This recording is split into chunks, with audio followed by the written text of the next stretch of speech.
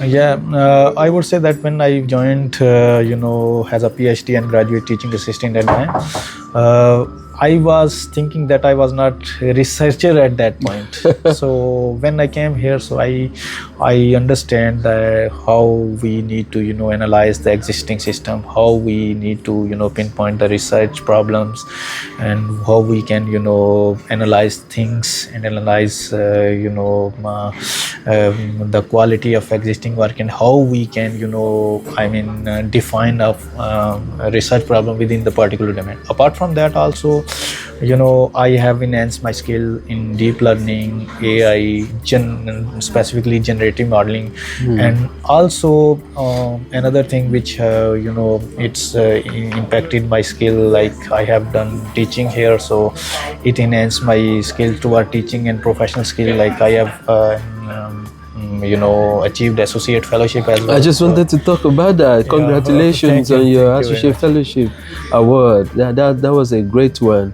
So I think you also had the opportunity to take some courses from the doctoral college on becoming an effective researcher and stuff like that. Yes, so I have taken a few courses from the doctoral college as well. So one was about the professional practice in research, and one was professional practice in higher education, and one was career management and skills. So these three courses enhance my. One course was particularly about the research, one was about the teaching, and one was about the career after PhD and during PhD. So all three courses are aligned to my short term, medium term, and long term career objectives as well.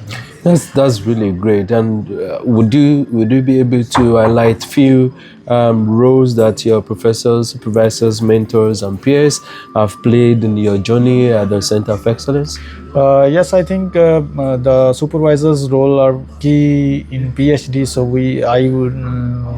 I would say that my supervisor play a vital role, like to assist me in defining my problem statement, and in terms of analyzing things, and in terms of how I can approach towards my PhD questions, and everything was really helpful towards my journey throughout. Yeah.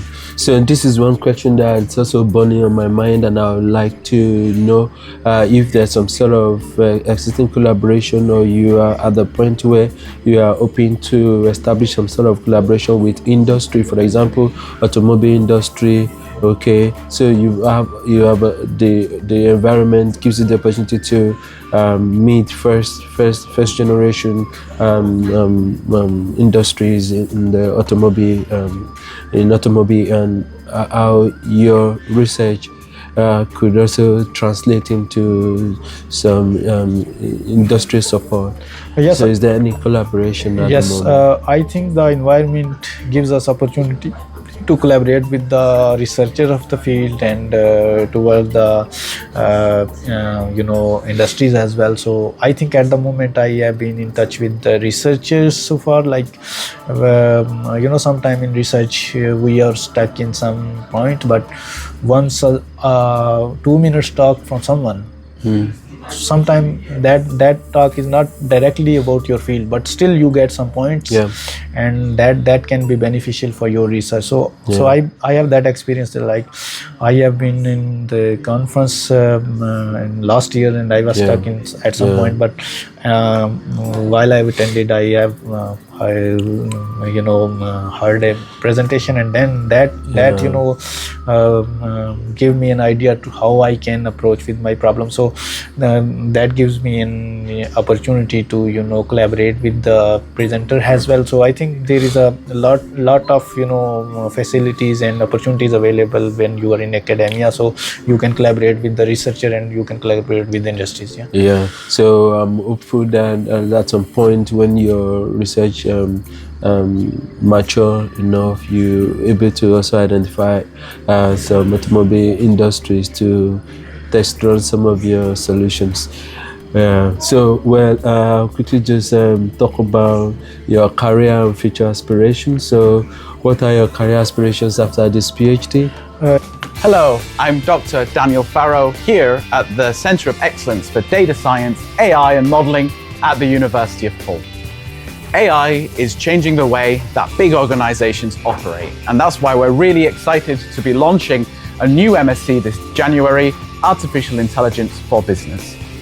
Alongside the same great content that we teach in all of our MScs, like Python programming and data science, we have 2 bespoke modules for this MSc about how to use AI and data in a business context. In AI for Marketing and Sales, our first bespoke module, you'll learn things like how to use chatbots for customer engagement, how to do dynamic pricing. You'll learn about an important concept called customer segmentation. You'll learn about recommendation engines, and you'll also learn advanced topics like sentiment analysis and natural language processing. In the other bespoke module, Big Data for Business, you'll learn an introduction to big data, a key thing in business.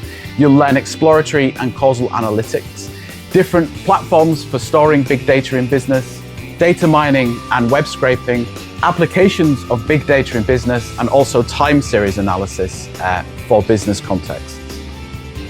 In your 3rd trimester, you'll get to do an original project under the supervision of one of our members of staff. This course is open to a wide variety of people from different backgrounds. You don't necessarily need a science degree, as a conversion course where the ideal option for people who are looking for a career change, for example. Please, we're really looking forward to you joining us in this £4.5 million teaching facility here in the DAIM lab. And I'd also like to highlight that our teaching was rated gold in the last Teaching Excellence Framework 2023. If you have any more questions or want specific information about the entry requirements for this course, then I would recommend you check out the website. Thank you.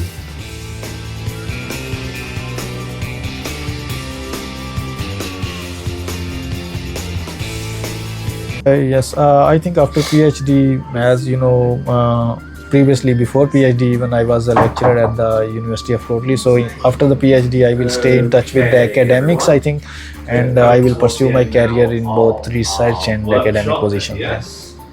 Okay, so and how do you envision the skills and experiences gained here, or which you're still going to get a lot more, and how do you see those contributing to your future success? Yes, I think there are lots of skills I have been through here. So I think when now I will be a lecturer at any institute around the world, so I will use this skill, like few are some on the cultural differences I have gained, few of I have gained from the associate fellowship, and few are from the having such diverse environment as well. So these skills are very important to be a true academic, I think. So I will definitely use this skill wherever I will work. Yeah. So between having an offer from a self-driving automobile company and academia, so which one will you go for on a scale of 1 to 10?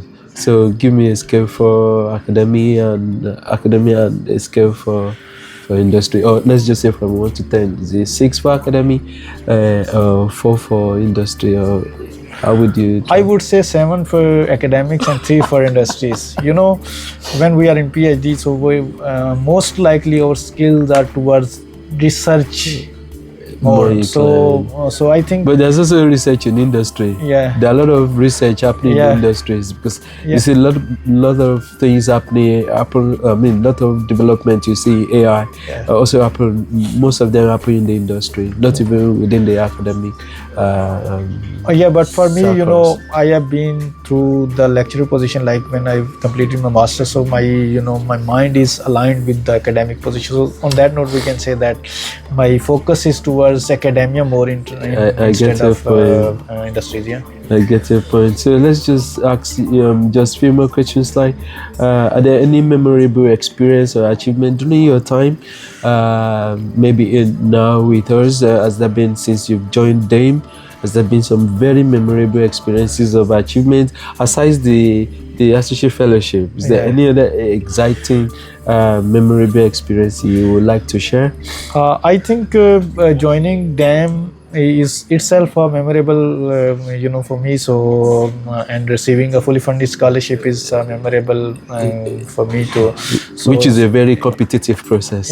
So I would say for now So the funding support, funded position the conducive environment, the resources. Oh, great. So what advice would you have for future students who are perhaps considering a postgraduate degree here? Maybe MSc biothesis, maybe MSc, thought MSc or PhD.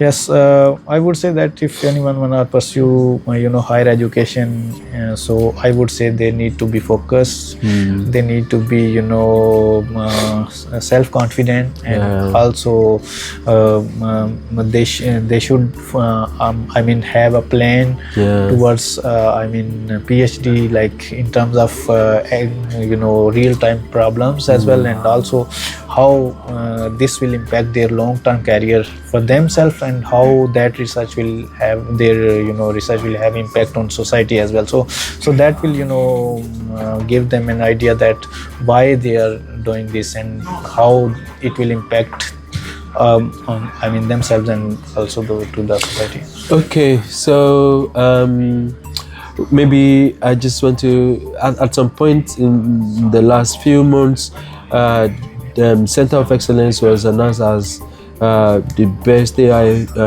provider in the UK. So what do you think makes Center of Excellence unique and stand out compared to other institutions? Yes, I think the Center of Excellence, provide an opportunity to work to the students of having diverse background. I have seen the few people who don't know about AI, computer science, and data science at all. But when they have joined here, so they started from Hello World program, from basics. And when they finish, they that's true about conversion the basic program. So that is the best thing. I think they are considering everyone equal. So the most of the organization around the world, we can say they offer masters to only the students who are familiar with the field. From only STEM backgrounds, but we offer MSc in AI to even people from non-STEM backgrounds. So at this point, the people who are unaware of the AI, they will think that they are live behind others. So that gap, DAIM is feeling like they are providing opportunity to everyone. Apart from any differences of cultural. So we're bridging the AI gap. Okay, and I think the professors, the staff members, the strength, the quality of the staff members also contributes to quality of the staff members also contribute to the success that DAIM has been making. Yes, I think professors and staff and environment, facilities, everything is supporting the student so that they can utilize their time to enhance their skills within the AI. So I think it's really good environment for everyone. Yeah, good. So on a final note, so is there any other thing that you would like to share about your journey?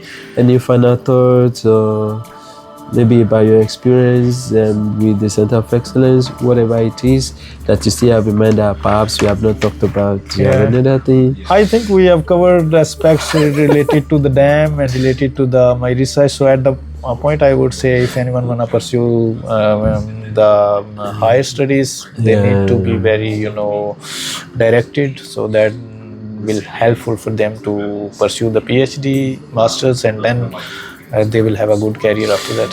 Well, thank you very much. It was a very great and exciting moment chatting with you on your PhD research and your experience generally, and I hope you have a very great holiday and Merry Christmas. Thank you. I'll see you in the new year. Same to you.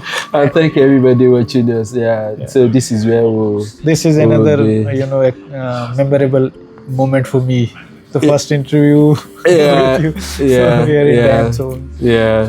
Thank you. So thank you everyone. So thank you everyone. See you next time. So we come again during our next episode with another PhD student on our PhD Diaries series. Thank you. Take care. Bye bye.